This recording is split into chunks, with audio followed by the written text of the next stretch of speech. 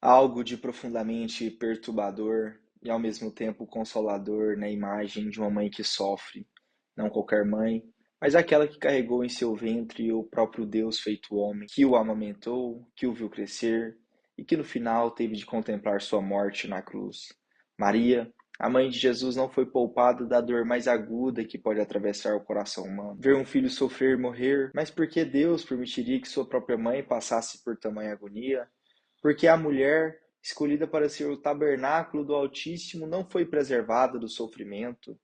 A resposta a essas perguntas nos leva ao coração mesmo do mistério cristão. A redenção através da dor, a salvação que brota não apesar do sofrimento, mas precisamente através dele. A devoção a Nossa Senhora das Dores não é a contemplação mórbida da tristeza, mas uma profunda meditação sobre o significado redentor do sofrimento quando unido ao de Cristo. É uma escola de vida para todos aqueles que em algum momento se perguntaram: por que eu? Por que agora? Por que desta forma? É a resposta divina àqueles que, como Jó, clamam aos céus buscando compreender o sentido de suas aflições. Quando Maria e José levaram o menino Jesus ao templo para apresentá-lo ao Senhor, conforme mandava a lei, encontraram ali um homem justo e piedoso chamado Simeão. O Espírito Santo havia lhe revelado que não morreria antes de ver o Cristo do Senhor. Ao tomar o menino em seus braços, Simeão proferiu palavras que ecoariam para sempre no coração de Maria. Este menino está destinado a ser causa de queda e de elevação para muitos em Israel, e a ser um sinal de contradição, e uma espada transpassará a tua alma. Imagine por um momento o que essas palavras significaram para uma jovem mãe. Ali estava ela, radiante de alegria maternal, contemplando seu filho primogênito, quando um estranho lhe anuncia que uma espada transpassaria sua alma. Não uma dor qualquer, mas uma espada, algo afiado, penetrante, que corta e divide. Simeão não estava falando de um sofrimento passageiro, mas de uma dor que a acompanharia por toda a vida, crescendo em intensidade até atingir seu ápice no Calvário. Essa primeira dor de Maria nos ensina algo fundamental sobre a condição humana. O sofrimento muitas vezes nos é anunciado antes de chegar. Vivemos com a consciência de nossa fragilidade, sabendo que a dor é parte integrante da existência. Mas Maria não fugiu, não questionou, não se rebelou contra o plano divino. Ela guardou essas palavras com seu coração, como guardar as palavras do anjo na Anunciação. A segunda dor veio rapidamente. Herodes, tomado de ciúmes e medo ao saber do nascimento do rei dos judeus, ordenou o massacre de todos os meninos de Belém menores de 2 anos. José, avisado por um anjo, levantou-se de madrugada e fugiu para o Egito com Maria e o menino. Que angústia deve ter sido aquela fuga noturna! Maria, ainda se recuperando do parto, tendo de abandonar tudo, sua casa, sua família, sua terra, para proteger o filho. O exílio é sempre uma morte simbólica. Morre-se para a pátria, para os costumes, para a língua materna. Maria experimentou o que milhões de refugiados experimentariam ao longo da história: a dor do desenraizamento, a incerteza do amanhã, a dependência da caridade alheia. Mas há algo mais profundo nesta dor. Maria sabia quem era seu filho, sabia que ele era o Messias prometido, o Salvador de Israel. E agora via esse mesmo Salvador sendo perseguido, rejeitado, obrigado a fugir como um criminoso. A ironia era cruel. Aquele que viera salvar o mundo precisava ser salvo do mundo. Essa segunda dor nos ensina sobre a natureza paradoxal da salvação cristã. O Salvador não vem como um conquistador poderoso, mas como um refugiado indefeso. A força de Deus se manifesta na fraqueza, sua glória na humilhação. Maria foi a primeira a compreender este mistério, carregando-o em seu coração durante toda a jornada pelo deserto. A terceira dor chegou quando Jesus tinha 12 anos. A família havia subido a Jerusalém para a festa de Páscoa, como fazia todos os anos. Na volta, Maria e José descobriram que Jesus não estava na caravana. Voltaram a Jerusalém e o procuraram por 3 dias até encontrá-lo no templo, sentado entre os doutores, ouvindo-os e fazendo-lhes perguntas. 3 dias. Para uma mãe, 3 dias sem saber do paradeiro do filho são uma eternidade. Maria experimentou o que todo pai e toda mãe temem, a possibilidade de perder um filho. Mas havia algo ainda mais doloroso nessa experiência. Pela primeira vez, Jesus havia agido de forma aparentemente independente, sem consultar os pais. Por que fizestes isso conosco? Perguntou Maria. Teu pai e eu te procurávamos angustiados. A resposta de Jesus foi desconcertante. Por que me procuráveis? Não sabeis que devo ocupar-me das coisas de meu pai? Maria não compreendeu essas palavras, mas as guardou em seu coração. Era o primeiro sinal claro de que seu filho pertencia a uma missão maior, de que ela teria de aprender a perdê-lo, para que ele pudesse cumprir sua vocação. Esta dor nos fala sobre o mistério do crescimento, da vocação.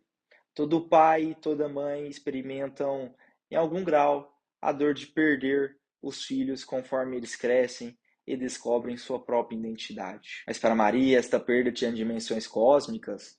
Ela estava perdendo não apenas um filho, mas o próprio Deus feito homem. A quarta dor foi o encontro com Jesus, carregando a cruz. Depois de 30 anos de vida oculta em Nazaré, Jesus havia iniciado sua vida pública. Maria o havia seguido de longe, ouvindo falar de seus milagres, de suas palavras, das multidões que o seguiam, mas também ouvira falar da crescente oposição dos líderes religiosos, das ameaças, do ódio que se acumulava contra ele. E agora ali estava ele, flagelado, coroado de espinhos, carregando o instrumento de sua própria morte. O encontro de Maria com Jesus no caminho do Calvário é um dos momentos mais comoventes da paixão. Não há palavras registradas entre eles, mas que diálogo silencioso deve ter havido. Os olhos de uma mãe encontrando os olhos de um filho que sofre, sabendo que não pode fazer nada para aliviá-lo. Esta é talvez a dor mais cruel que um ser humano pode experimentar, a impotência diante do sofrimento de quem se ama. Maria, que havia curado as febres da infância de Jesus, que havia consolado os seus choros, que havia protegido sua vida na fuga para o Egito, agora estava completamente impotente, não podia carregar a cruz por ele, não podia tomar seu lugar, não podia sequer consolá-lo com palavras, mas havia algo que ela podia fazer: acompanhar. E foi isso que fez. Seguiu-o até o Calvário, permaneceu ao pé da cruz, uniu seu sofrimento ao dele. Esta é a lição mais profunda desta dor. Quando não podemos eliminar o sofrimento, podemos ao menos compartilhá-lo. A quinta dor foi presenciar a crucificação de Jesus. Maria estava lá, ao pé da cruz, junto com João e algumas outras mulheres. Viu os pregos sendo cravados nas mãos e nos pés de seu filho. Ouviu seus gemidos de dor, contemplou sua agonia durante 3 longas horas. Que pensamentos passaram pela mente de Maria durante aquelas horas? Lembrou-se certamente do menino que havia carregado em seus braços, das primeiras palavras que ele havia pronunciado, dos primeiros passos que havia dado. Lembrou-se das palavras de Simeão: uma espada transpassará a tua alma. Agora compreendia plenamente o que aquelas palavras significavam. Mas Maria não estava ali apenas como uma mãe que sofre, estava ali como a nova Eva, a mãe de todos os viventes, participando ativamente da obra da redenção. Quando Jesus lhe disse: mulher, eis aí o teu filho, referindo-se a São João, o discípulo amado, e a João: eis aí a tua mãe, ele estava constituindo Maria como mãe espiritual de toda a humanidade. Sua dor maternal se tornava dor universal, abraçando todos os filhos que sofrem. Esta quinta dor nos ensina que o sofrimento, quando unido ao de Cristo, adquire valor redentor.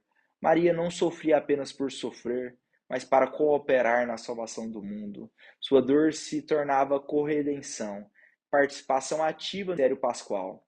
A sexta dor foi receber o corpo de Jesus em seus braços. Depois que ele entregou o Espírito, José de Arimateia pediu a Pilatos o corpo de Jesus, desceram-no da cruz e o colocaram nos braços de Maria. A Pietà, Maria segurando o corpo morto de Jesus, é uma das imagens mais poderosas da arte católica. Ali está a Mãe de Deus contemplando a morte daquele que é a própria vida. O contraste é devastador. O mesmo colo que havia embalado o menino Jesus agora acolhe seu corpo sem vida. Mas há algo de profundamente teológico nesta imagem. Maria, que havia dado à luz o Salvador, agora o dá à morte, para que ele possa ressuscitar. Ela participa não apenas da encarnação, mas também da paixão e morte de Cristo. Seu sim na anunciação se completa no seu sim silencioso da Pietà. Essa dor nos fala sobre a necessidade de aceitar a morte como parte da vida, sobre a importância de acompanhar os que morrem, sobre o valor do luto como processo de amor. Maria nos ensina que chorar os mortos não é falta de fé, mas expressão de amor.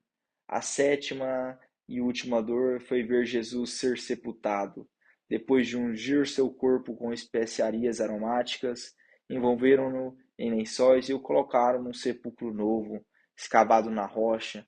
Uma grande pedra foi rolada para fechar a entrada. Para Maria, aquele sepultamento deve ter parecido o fim de tudo. Todas as promessas, todas as profecias, todas as esperanças pareciam estar sendo sepultados juntos com Jesus. O silêncio do sábado santo foi o silêncio da esperança, aparentemente morta, mas Maria guardava em seu coração as palavras de Jesus sobre sua ressurreição. Mesmo na dor mais profunda, mesmo na aparente derrota, ela mantinha acesa a chama da fé. Esta é a lição final das 7 dores. A fé não elimina o sofrimento, mas o transforma em esperança. As 7 dores de Maria não são apenas episódios biográficos, mas revelações teológicas profundas sobre a natureza do sofrimento cristão. Cada dor nos ensina algo específico sobre como Deus age na história e como devemos responder às provações de vida. Primeiro, as dores de Maria nos mostram que o sofrimento não é incompatível com a santidade. Maria é a Imaculada Conceição, a mulher sem pecado, e mesmo assim sofreu intensamente. Isso nos ensina que a dor não é necessariamente consequência do pecado, mas pode ser caminho de purificação e santificação. Segundo, as dores de Maria revelam o caráter participativo da redenção cristã. Maria não foi apenas espectadora passiva da obra salvífica de Cristo, mas cooperadora ativa. Seu sofrimento se uniu ao de Jesus, tornando-se corredenção. Isso nos ensina que nossos sofrimentos, quando unidos ao de Cristo, adquirem valor salvífico não apenas para nós, mas para toda a humanidade. Terceiro, as dores de Maria nos mostram que o amor verdadeiro implica necessariamente em sofrimento. Maria sofreu porque amava. Quanto maior o amor, maior a capacidade de sofrer. Isso não significa que devemos buscar o sofrimento, mas que devemos aceitar as dores que o amor nos traz. Quarto, as dores de Maria revelam a pedagogia divina do sofrimento. Deus não nos poupa da dor, mas nos ensina através dela. Cada dor de Maria foi uma escola de fé, esperança e caridade. Através do sofrimento, ela cresceu em santidade, em compreensão do mistério divino. A devoção à Nossa Senhora das Dores oferece consolação única aos que sofrem. Maria compreende todas as formas de dor humana, porque as experimentou em grau supremo. Ela conhece a dor da maternidade ferida, do exílio, da perda, da impotência, do luto. Não há sofrimento humano que ela não possa compreender e consolar.